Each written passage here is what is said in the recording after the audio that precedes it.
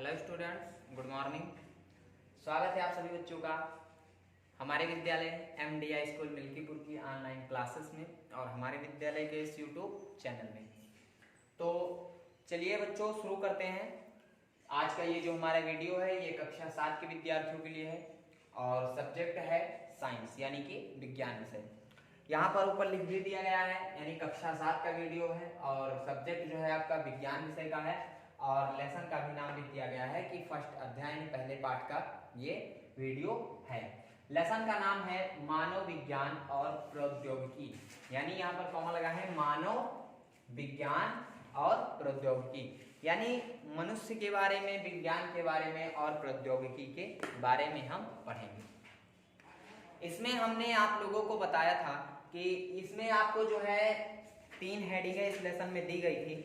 पहला था विज्ञान और प्रौद्योगिकी का दैनिक जीवन में प्रयोग। विज्ञान और प्रौद्योगिकी का दैनिक जीवन में प्रयोग, इसमें हमने आप लोगों को बता दिया था कि क्या चीज है विज्ञान और क्या चीज है प्रौद्योगिकी और हमारे दैनिक जीवन में हम लोग प्रौद्योगिकी का किस प्रकार से प्रयोग करते हैं।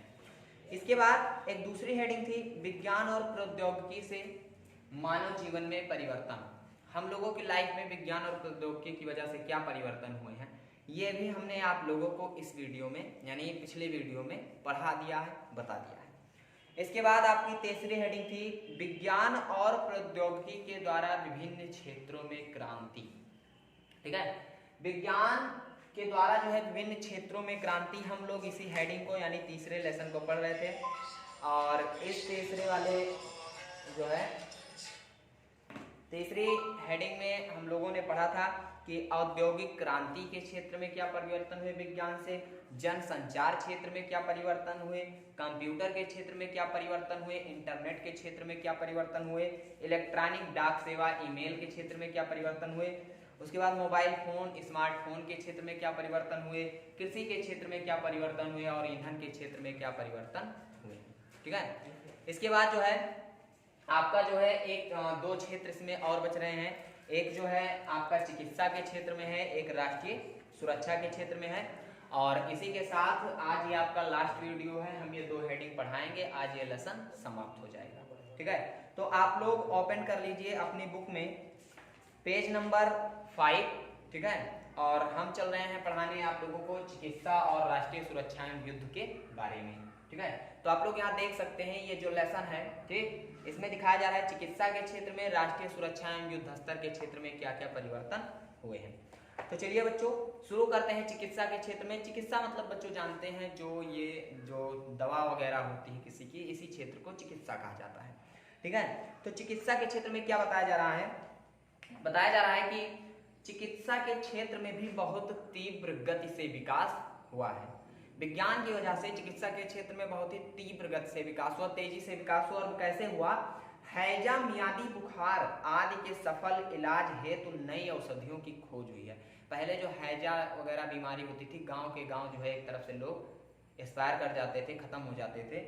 इसके जो है आज जो है हैजा है, मियादी बुखार है, इनके सफल इलाज हेतु नई नई औषधियों की खोज हो चुकी है और इनका पर्याप्त उत्पादन भी हो रहा है। ये दवाएं बन रही हैं, इसी का रिजल्ट है आज हम लोग नहीं देखते हैं कि किसी को जल्दी से हैजा की बीमारी पकड़े हुए है। टीके बच्चों को शुरू में ही, बचपन में ही लगा दिए जाते हैं।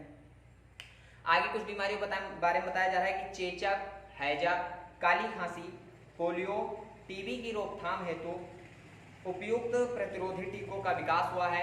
अल्ट्रासाउंड, एक्सरे, इंडोस्कोपी आदि के द्वारा जो है शरीर के अंदरूनी भागों की जांच हो रही है। इनसे घातक बीमारियों की रोकथाम में तीव्र गति से सफलता मिली है। इसके फलस्वरूप जो है चिकित्सा के क्षेत्र में भी क्रांति आ गई है। और ऐसा क्यों संभव हो पाया है, ऐसा केवल विज्ञान की ही वजह से संभव हो पाया है। तो इस प्रकार से आपकी जो चिकित्सा के क्षेत्र की हेडिंग थी यानी ये पूरी तरीके से समाप्त हुई। चलते हैं अगले पॉइंट की तरफ जिसका नाम है राष्ट्रीय सुरक्षा एवं युद्ध। ये हमारे लिए बहुत ही इंपॉर्टेंट पॉइंट है। राष्ट्रीय सुरक्षा और युद्ध यानी जो विश्व स्तर की जो फाइट हो रही है उससे, और हमें जो है युद्ध में किस तरीके से हमको सपोर्ट मिल रहा है, किस तरीके से हम अपनी सुरक्षा विज्ञान के जरिए कर रहे हैं, यही हम लोग इस पॉइंट में पढ़ेंगे। तो देखिए इसमें बताया जा रहा है राष्ट्रीय सुरक्षा को लेकर हमारे देश ने बहुत तेजी से उन्नति की है। इससे एक नई क्रांति आ गई है। आज हम लोग डेली जो है सुन रहे हैं कि नया आविष्कार हुआ, ये मिसाइल बनी, वो मिसाइल बनी, ठीक है।